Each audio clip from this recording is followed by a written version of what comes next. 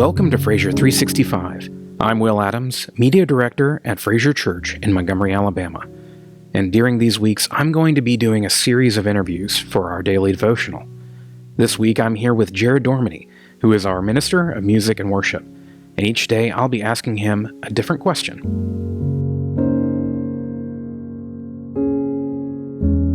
We know that you're preaching this Sunday, and aside from the message that you're going to be sharing with us, is there anything that has just been on your heart lately that's you'd like to share with the Fraser family? I've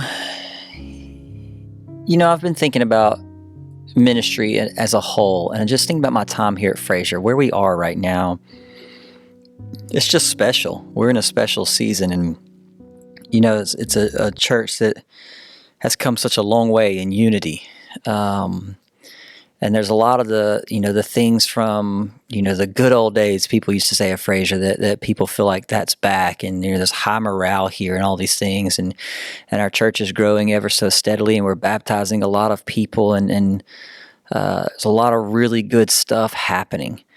But there's kind of this thing that's been nagging at me a little bit, and it's really the Acts chapter 10 story where Peter has the vision of the food coming down, the things that he thought were unclean.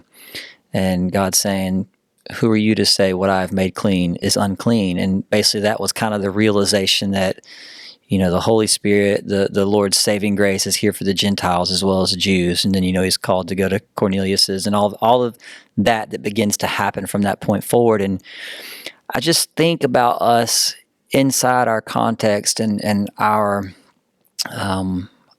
context as a church.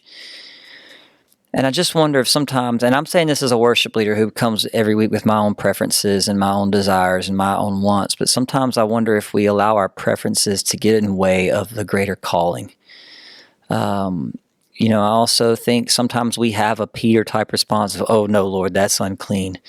And we do that maybe with groups of people that are not being reached or, different things like that. And I just wonder, as Christians, with all the political things going on, what things are we responding to out of fear that are keeping us huddled up into things that make us comfortable, instead of being a church who's willing to follow the Holy Spirit into things that we might before have thought, we don't have any business going towards that or whatever. What is it that the Lord might actually be saying? No, that's your mission field, and my grace is for them as well. So step outside of your wants, your needs, your preferences, what you've always known before, to reach the people that I've called you to reach. There's a lot to unpack there, and I realize that, but that's one of the things I've been thinking through. Even the Peter, story that I shared earlier. Where are we half-hearted in? Where are we half faithed? Where do we need to step out and experience what God would have us to experience, that we might look like the church He's called us to look? We've come a long ways. There's a lot of spiritual vitality and health in this place, but there's still work to be done. Yeah, I think that's it.